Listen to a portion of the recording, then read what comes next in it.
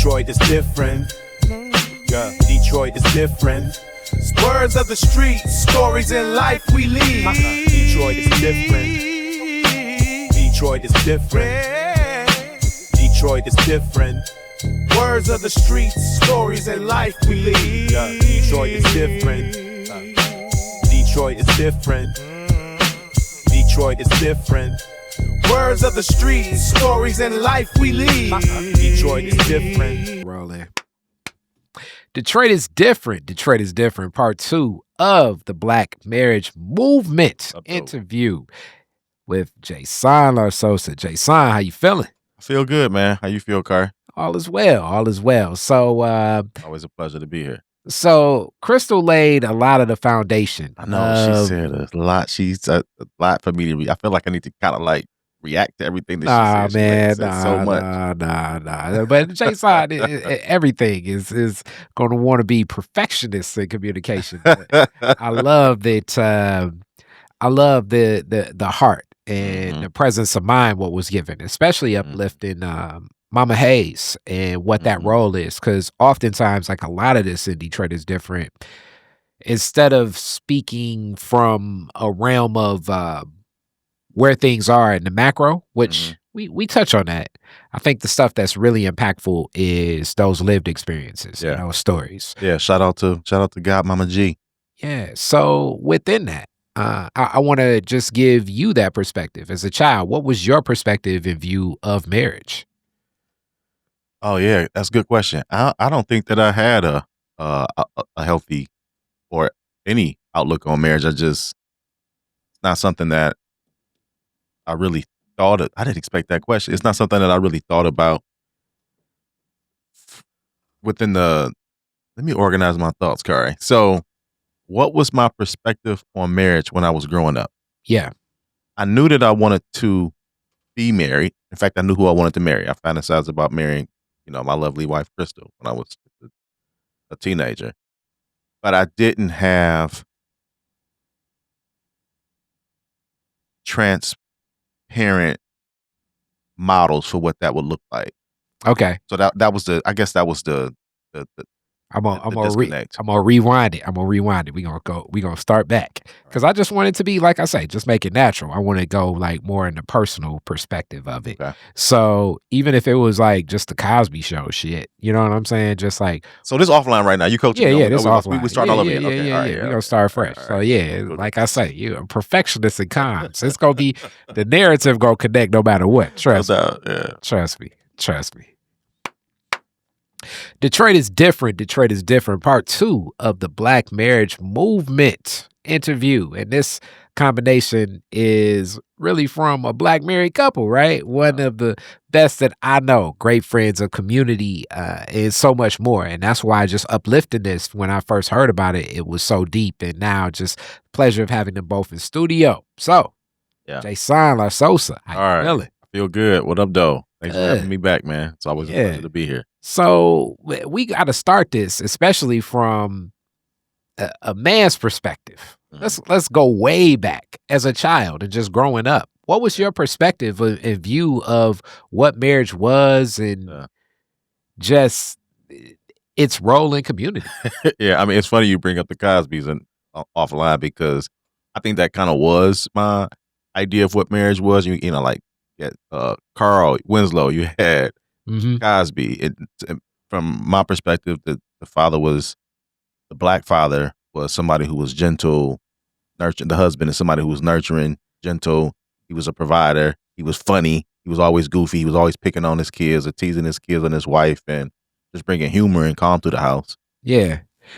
I always liked in the arc of many of these shows. I always like Howl on 227 the most, actually. I don't even remember Howl on 227. It's funny. So yeah, because I just felt like that community, for whatever reason, maybe I don't know, Jack A or Stoney Jackson, but that community seemed more like impulsive, like a mix of what Black community was. Yeah, I think I was more so inspired by the high performing, top tier dads, like the Cosbys. I thought I wanted to be that guy. I didn't want to be that guy. Okay. All right. And that from that child perspective, and now let's go into like community. In your community, was there a married couple that you remember that had an impression in the neighborhood that Yeah. kind of left something? Yeah, I mean, so my mother was unmarried, but she was in love with our father. I mean, she was deeply in love with this man. She had 4 kids by him, and I loved their love relationship as much as I can understand it. He didn't live with us. He lived in Chicago. He was a Chicago politician, and sometimes he would be with us on the weekends. And they seem to be have a romantic approach Bond. to, romantic bond. I mean, later on, I kind of realized it wasn't what my mama wanted, and he was doing his thing, but it was cool. I liked it. I liked the way that he, moved with her. But up and across the street from me, I shout out my boys, the Edwards, Kevin, Bo, Jason. I mean, their parents were married, Cookie and Eddie. Rest in peace to Eddie. What I saw there, was a hardworking plant guy. She worked at Michigan Bell, as a lot of working women did. Those were the 2 main employers, I think. And, they had, like, my boys had everything. They had the cars, they had the Monte Carlos, they had the sounds, and if when anybody hit 16, they had everything that they needed. And Eddie was, bald-headed black dad, bearded, bald-headed black dad. Okay. And he was providing. And across the street, I had my boy Lope. Shout out to Bo, who was his stepfather, and he and Mayo are still married. And that was a hangout spot for us. A lot of us would be on their porch, and on summer nights, my mama let us stay out until all hours of the night. We just had to keep checking in. Curfew was 10 o'clock. All right, we're here. Can I go back for an hour? Yep, we get another hour. So at 11 o'clock, go back for an hour. Another hour. Yep. Midnight, I'm across the street at my man Bo's crib, or down the street my man Lope's crib with his daddy Bo and Mayo, and down the street at my homeboy's Bo's crib with his daddy Eddie and his mama Cookie. So that was my example for marriage. I saw people sticking together. I saw, it was anchors in the community when people needed stuff. The married couples had stuff. I mean, all the moms were supportive, but I think there was also something special about the married couples that added something to our blocks. All right. So you also talked about like played that role when people needed something. Those were the places and the homes that they would go to. Mm-hmm. What, as a child, do you think that poured into your friends differently that were in those homes? Because I do remember as a child, so many people would say like, "You got a dad," that would often be uplifted. Yeah, I mean, it was all, everybody had daddies, and everybody had not only their biological fathers, and they either had biological father in the home or around, or they had biological father involved to some degree, and some stand-up boyfriend who was also pouring into the kids. But what I saw different about the married couples, it seemed there was an economic difference, particularly with the Edwards parents. So they had more. Those children had more material things. While my mom was making, remember Eddie Murphy's welfare burgers with the onions and the peppers. That was for the record, those were my favorite burgers. But my boys Bo and Jason and Brian, they would get fast food every day. Whatever they, making a fast food run, they would go out and get it. The parents would, and everybody get their order. So they just had more material stuff, is what I remember. And I'm living in a house with my mama, and she got I got 3 brothers. There's 4 of us, and we tearing the house up. Yeah, she barely got a car. My boys, all 3 of them got cars. Plus the daddy drive a Mustang and the mama drive a Crown Vic. So they was doing their thing. Okay, so this is that perspective at a young age. Yeah. As you grow older and in relationship, and you marry the woman that you wanted to marry. Yeah. What was the difference in entering marriage yourself? What did you learn yourself about, like, okay, this is definitely different than relationship? And what did you learn yourself that helped you grow as a newlywed? Yeah. Jasahn? That's a deep question. And I know my boy Kari said I'm the comms master, but I promise you this is from the heart. This is the absolute truth. So I knew when I was 14 and I wanted Krystal when she was 12, I wanted her to be my wife. And I would find she's the only person as a child that I fantasized about being married to. It was a weird kind of a thing. But after that, I experienced life as a hustler. I experienced life as a revolutionary. I experienced life as somebody who was seeking spiritual clarity and inspired by some of the leaders like Jesus is what we call him now. I thought that I wrote off the this idea about being married. I was like, Mm. I'm not gonna be a husband. I'm not gonna have kids. I'm a revolutionary. I'm gonna live for the movement. So that, and I'm probably not even gonna live that long. None of them, they're all martyred. So I'm not gonna have that life. So I started preparing myself for a life of service and community. And Krystal ended up, as she mentioned on the part one of the segment, she ended up marrying somebody else. I was away. So that wasn't what I was thinking about. I was thinking about dedicating my body and my life to the movement. Mm-hmm. So when it played out different and Krystal and I got another chance and started pursuing that relationship, that just, first of all, it just changed my outlook on everything. It changed my outlook on the material, because here's a woman, she's got 2 very young daughters at the time, and I had to think about what it meant to provide for a family a lot different. So this really goes into the first lesson, is no matter how selfless I think my motivations are, when I'm doing service to the community, when it comes to having a wife and children, you really got to think about a different kind of selfless. Because when I was aspiring to be, the next Dr. King, that's really self-interest too. Because I'm pursuing a higher sense of purpose. I want to tap into, I want to self-actualize and be my fullest self, and feel fully alive, because I'm doing something that is so great. And when I'm with my wife and we got dependents, that's the new focus. And it's not always going to feel good. The kind of work that I'm going to have to be willing to do, the kind of people I'm going to have to be willing to work with, the kind of stuff that I'm going to have to put up with.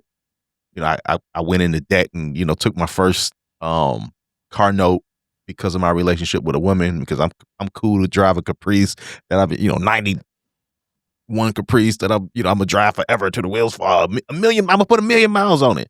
But not, she's pregnant, and she like, you keep having to work on this car. You drop it off to your brother-in-law. She wants a predictable ride that she knows it's gonna be warm in the winter and it's not gonna, break down while she's on the road. So I never wanted to be in debt with anything, but because I got this woman and I have these children who deserve safety and security, I went in debt. I mean, it seems like a nominal thing now, but I went in debt for the first time in my life to purchase a car. I owned a house. She didn't like the house. I gave her a hard time about the house. I'm like, this house is fine. It's a little house, it's almost like a little log cabin, like the one you got around up the street Mm-hmm. on Minnock in Warrendale. And I'm like, this is fine. It's paid off. I'm renovating it. We can. And she was like, this is not a place to raise a family. At first, I just thought she was being unreasonable. But as I look back, I'm like, this was wild that this is where I wanted her to live, because I still wasn't done with doing, I hadn't let go of what I thought my life was supposed to mean. So the more time we spent together, the more I had to learn that the needs of my family come first. So I think that was the first lesson. And that took us through some hard times, because especially being a daddy to 3 daughters, and 2 of them who are not biologically tied to me as a man, and you start to kind of like really boss up your game on accumulating and earning and providing. I start to question, like, is this a fair deal? Like, I've had to give up everything in order to do what's best for her. Mm. But she's looking at it like, I gave up Everything. everything. Everything. Yeah. Like, so, And I guess this is really where the marriage begins to yeah, we experienced get some challenges. So our more marriage, understandings. yeah. I will say, I'll be the first one to say that our marriage is perfect. And I know this is not. Most people will say no marriage is perfect. Our marriage is perfect, but it's not without challenges. My wife is perfect, but she's not without missteps. I'm probably less perfect. Mhm. I'm learning.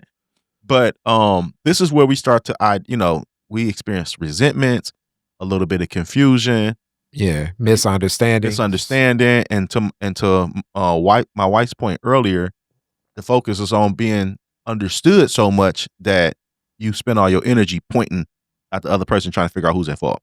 Yeah. So growing through this, as you really speak to a lot of pillars in this, as you say, children that aren't biologically yours, but definitely you have that bond and that trust. Yeah, The those are my the kids. The the biological side. the connection of home and car, and then really just listening and meeting a compromise, because that's the best word to say. You're meeting a compromise within what your quality of life is, her quality of life. How do you even get to that point of communication? Spiritual clarity that my wife sent me a clip the other day that everybody's looking for the perfect marriage or the perfect love, through marriage. But I think that the gift of God to us in marriage is that it perfects our love. Hmm. So when you get to the point when you realize, when you stop telling God, "Oh, this woman you sent me is she's not measuring up," or or vice versa, she's saying it's he's not, I don't have a good husband, God. I just don't. And then we start thinking about all of the things. Like, first of all, she is an incredible woman, and despite how wronged I might feel in the moment, if I'm feeling like I'm wronged or feeling underappreciated and misunderstood, knowing first and foremost that she does love me and she is a great woman and she's not in this to hurt me, and accepting that there must be something that I need to change, and then trusting her that if I'm able to manage myself, that she's going to naturally start to do some self-reflection and want to, man, that just made me emotional. That if I humble myself to give her what she needs, even though it feels like counterintuitive to what my body is saying that it needs in the moment, what my mind is saying that it needs, humbling myself to focus on her and then trusting her to do her own work and pour back into me. That's the spiritual evolution that took place inside me that helped me get to the next point with her. So even in that work, as you talk about that, protection and provision was uplifted. Both of those kind of go into that space of, we as men, we have our own insecurities, especially around both those things. But let's even go straight into provision, because oftentimes the thought process is like, how do I even get there? Yeah. How did you hop those hurdles in your mind? Because a lot of this stuff I think is really mind centered first, because most of these blocks are in our mind. So I'm not preaching stoicism or anything like that, but a lot of the thought processes within lessons and philosophies do stand true. Yeah. We believe it first. So for a lot of us, it's like, wow, I'm just me. Now I'm adding a +3. That becomes that +4. You know what I'm saying? Like, how do you mentally prepare yourself to say, like, okay, plus another 7 if you count the dogs. Yeah. So how do I get to the point where I accept that my job is to provide, or and more so just had the security to say, okay, this is a path that I can walk, and I'm not going to have the fear of backing down from this. Man, I ain't even say I was scared, but you pulled that out. That's first and foremost. Can I have the responsibility of keeping all these humans alive? Yeah, and that's where wow. I say That's a whereas I say the insecurity, or at least covering my end of it. And I mean, it's one of those things where, yes, you did not speak that, but I'm speaking that because us as men, we don't speak to sometimes those insecurities, or like, and I mean, I'm just speaking from man to man perspective. Yeah, that's real, me and you here in the studio working on some stuff, and then it's like some weird thunderbolt strike and everything. We both looking at each other like, you know what I'm saying? Whereas if a woman's in here, it's like, all right, come on, let's go downstairs. Let's go down there. Whereas, you know what I'm saying? Krystal not here in the room. We gonna be like, all right, you want to go? Or I want to go. I don't know. You know what I'm saying? You know what I'm saying? It's like, okay, there go that loose pit.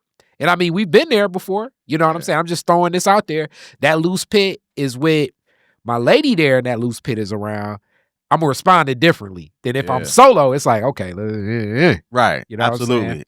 Man. Like I tell my wife all the time, I will It sounds backwards, but I do not. I will back away from a fight in front of her because I do not want to get my ass whooped while she's there. If I could Hilarious. avoid it, I will. And she think that I'm, Hilarious. she think that I'm Superman or like what's Yeah.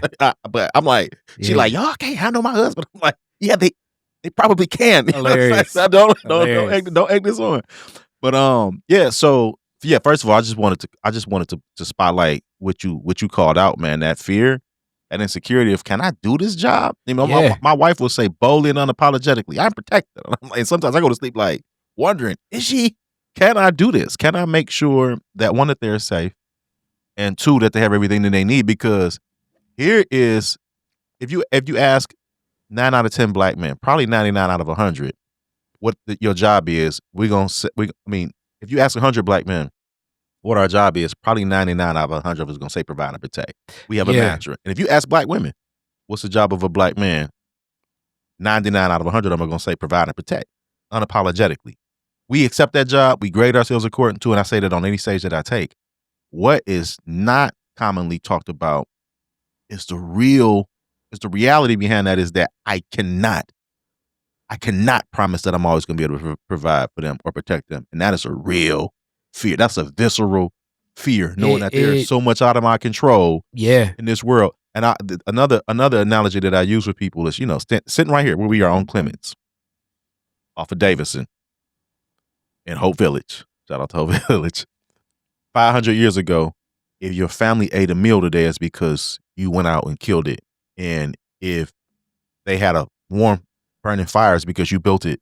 And if they lived in the structures because you built it.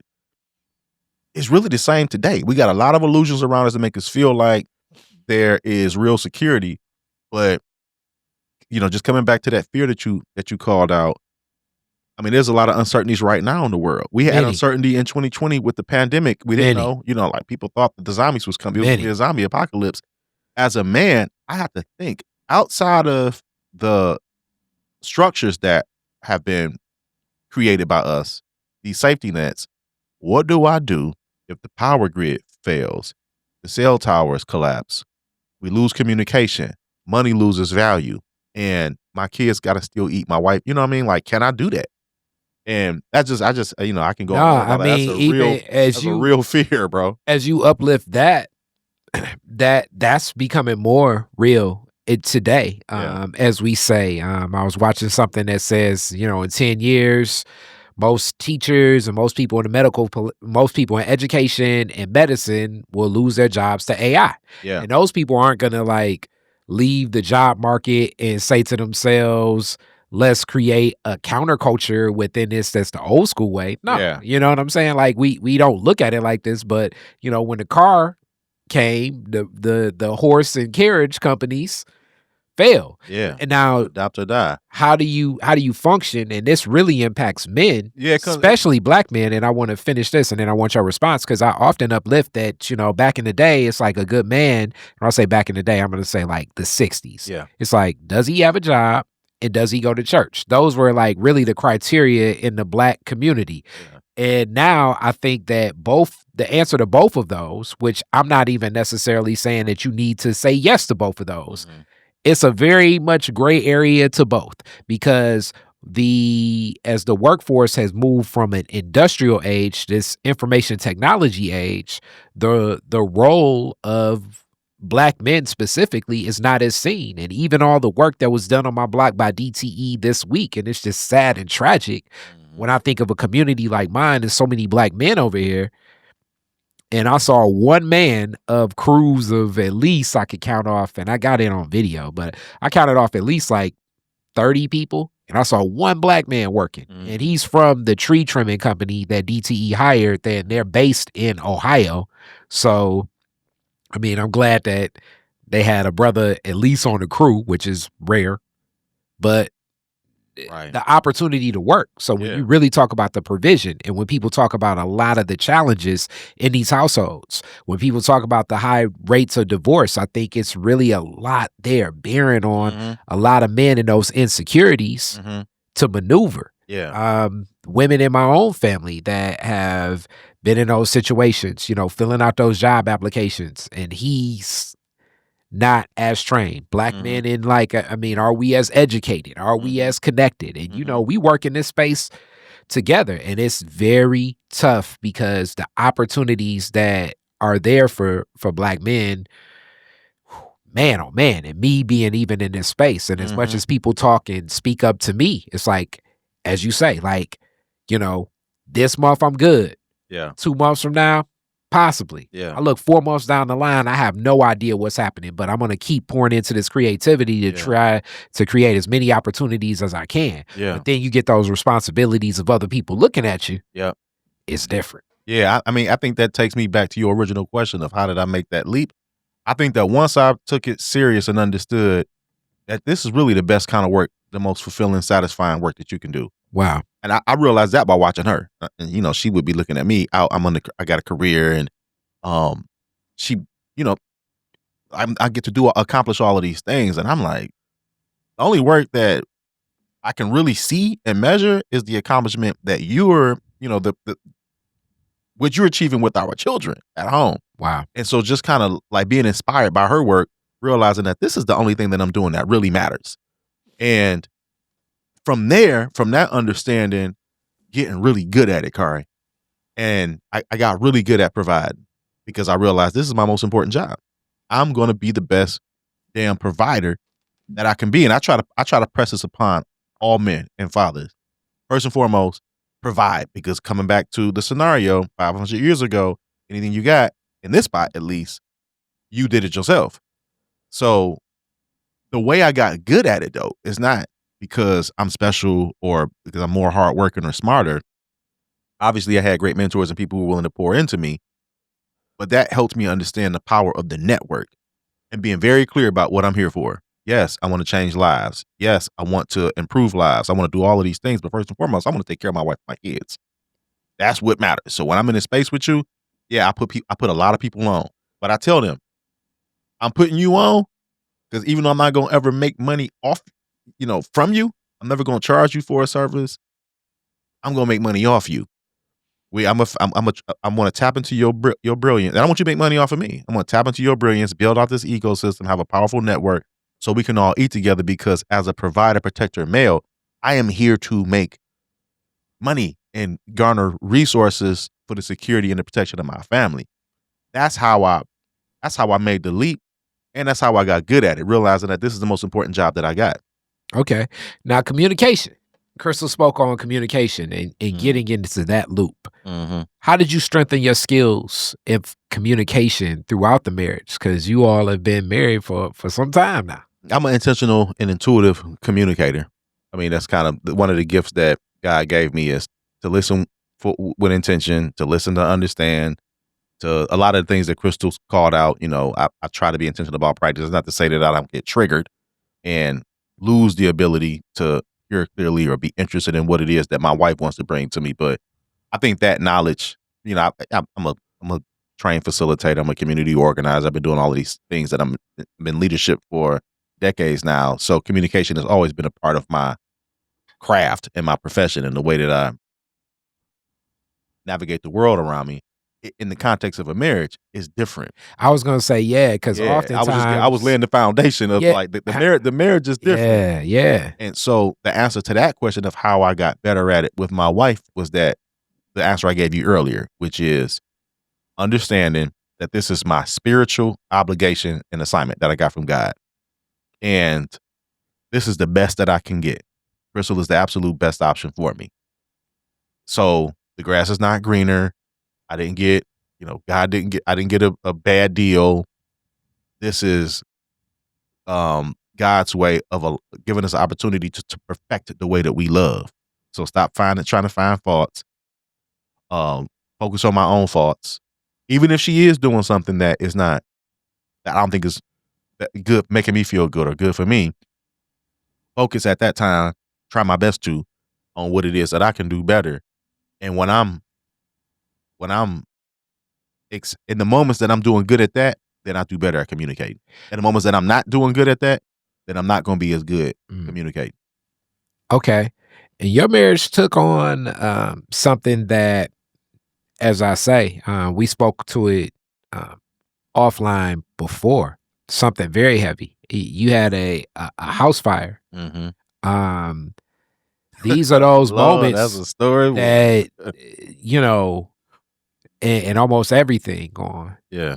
but the people and Mhm. that family and that institution. Yeah. What was that like for you? Because that speaks directly to that protection and provision and reflections on how your presence of mind was at that time. It was the lead up game, honestly, because as my wife pointed out, we had made the sacrifice to be intentional about staying here in the city of Detroit, raising our children in the kind of environment that we grew up in, and and frankly, like keeping more of our money.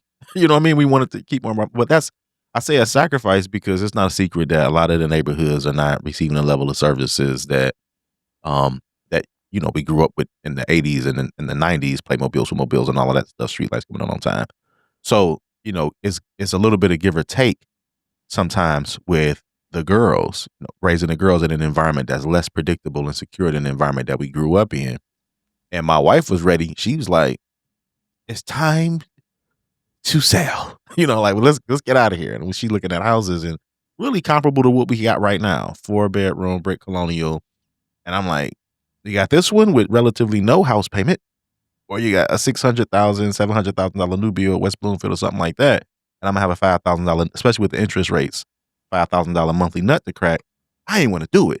But she was really struggling, and reasonably so, just for a number of reasons. And I didn't know this until after, but she told me afterward, thank God, that she was so frustrated with me telling her, baby, no, let's stay here. I'll renovate. She went to God and was like, I got a horrible husband. He's not doing a good job. So the lead up game to what happened with the house fire, that was really a God thing. It was on Valentine's Day last year. And I had some meetings. I was doing some work, but I was intentional about the day.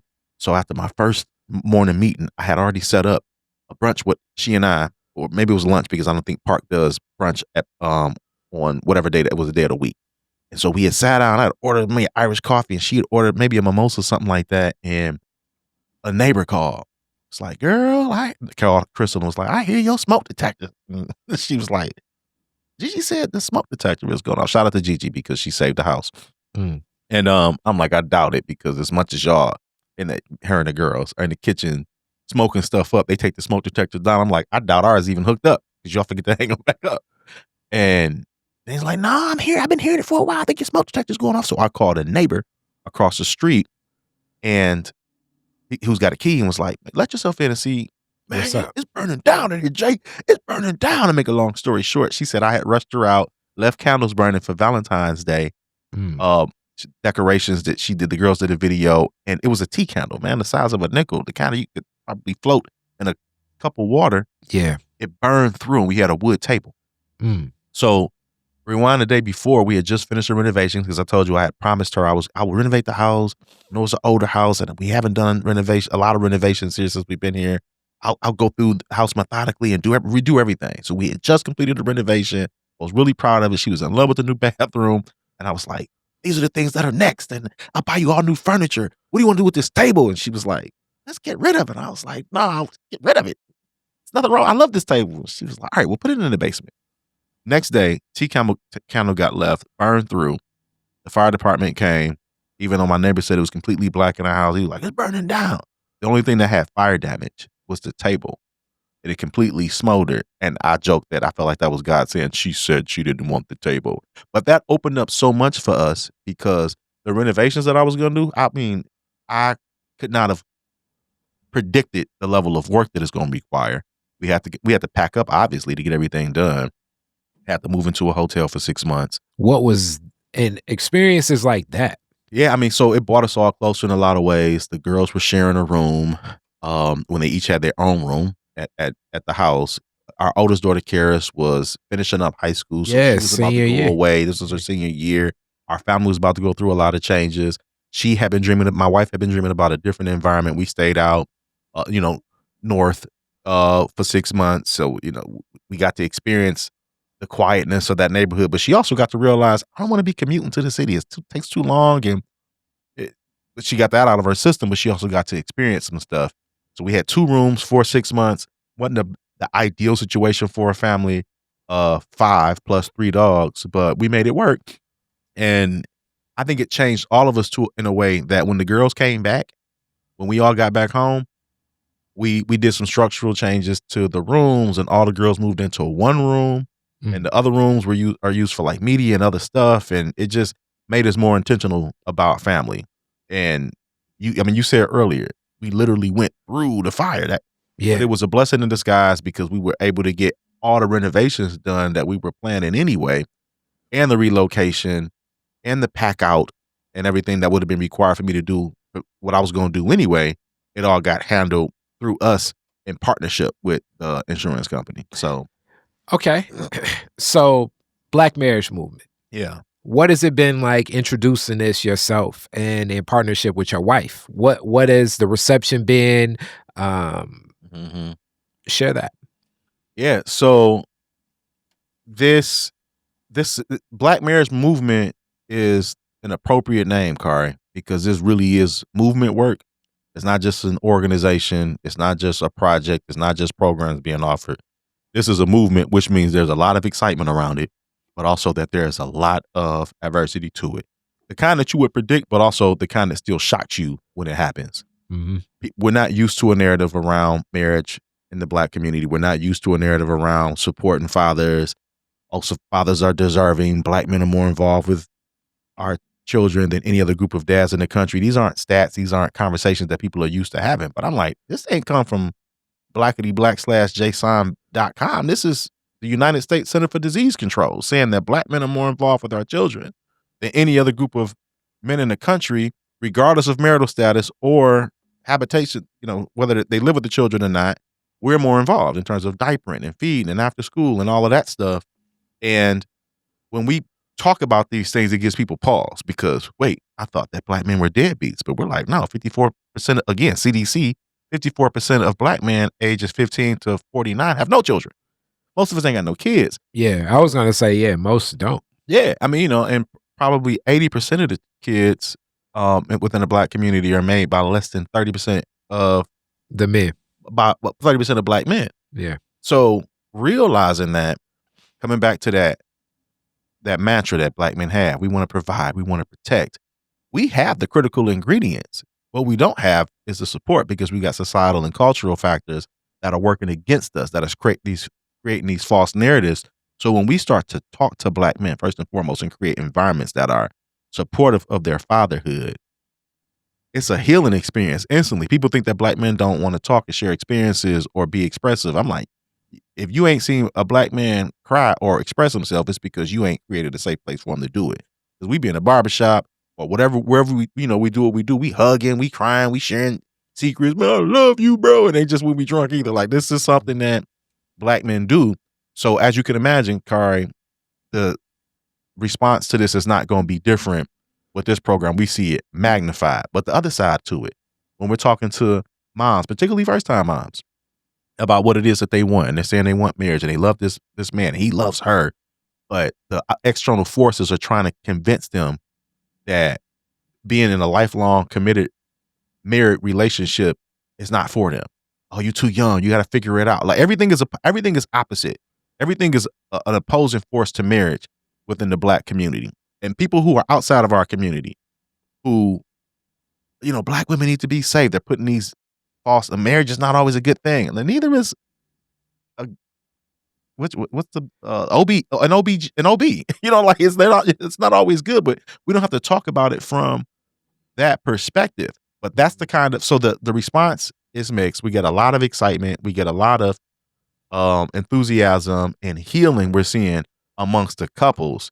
And then we get a lot of institutional pushback because people we get a lot of institutional pushback. And one of the things that Krystal will say is, we're not saying that marriage is a mandate. This is not some religious expectation. Marriage is a viable option. And we refuse to talk about it that way within the Black community. And so-called allies who are pretending to protect our Black women are trying to talk them out of options that are good for them under the guise that we're supporting you because your men are dangerous, which is not true at all, Kari. You know that, and I know that. And I'm like, but you married. Make this make sense. So when Krystal's coming along and her cohort of wives, the Detroit Wives Club is coming along, and they're creating an environment that makes it safe to say, no, we love our men. Our men are great. They are not dangerous. They are protective. They are provisional.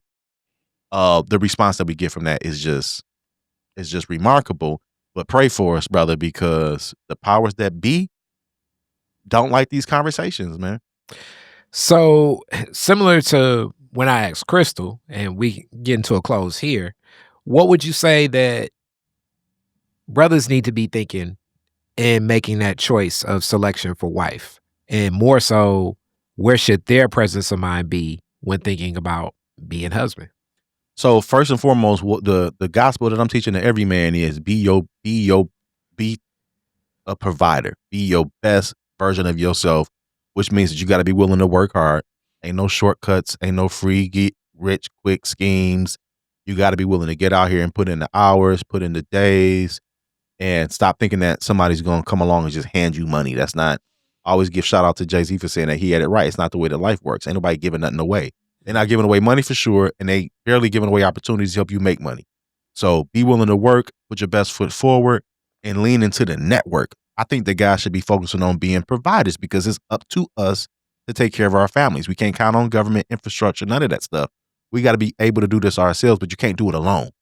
So the first, as you said earlier, is the mentality. I want guys to think first and foremost about being productive. Get in your bag, bro. And if you don't have a wife, and you shouldn't necessarily be trying to go after that. You shouldn't necessarily be trying to go after having a wife and children.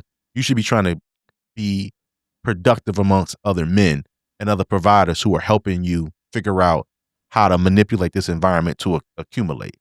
And if a woman gets your attention and you think that she is an incredible person, then you need to vet that before you start giving your seed away. You need to figure out what her background is, what she believes, who her family is, because the system is going to work against you if you just recklessly giving your seed away. It's worth gold. You'll end up mistakenly putting a baby in somebody, and after that, here comes all the punitive, penalizing, systemic factors that make it hard for fathers to be fathers, especially if it's not a romantic relationship between a committed romantic relationship between that man and that woman. So deeply vet that woman, know what her understanding is we know what our code is. We're providers and protectors.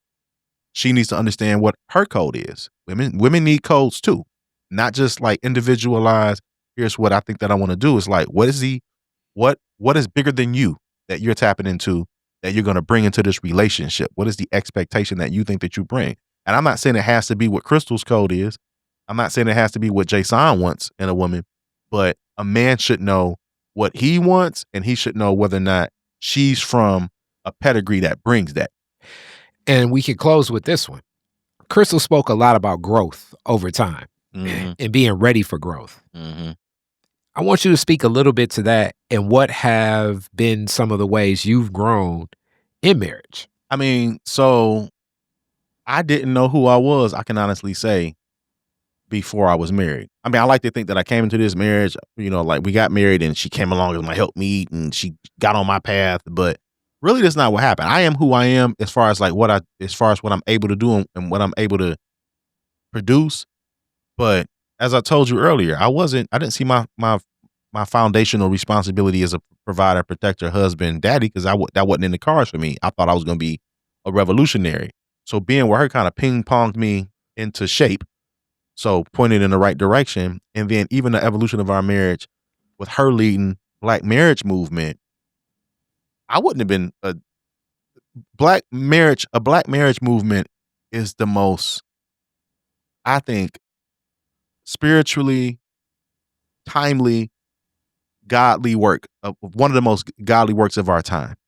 I mean, I couldn't have asked for a better ministry, and it's not something that I would have been doing if I was not married to Krystal. So the inspiration that I draw from her, the sense of purpose that my life has in our romance, but also just in the way we raise kids and our contribution to the community was all given shape because of my marriage with her. So I owe it to her that I got a sense of purpose and legacy and identity that as much as I thought I knew myself, I wouldn't have.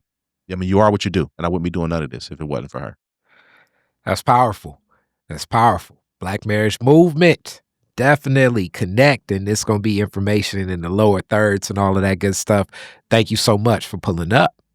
Thanks for having us, Kari. All right. Peace.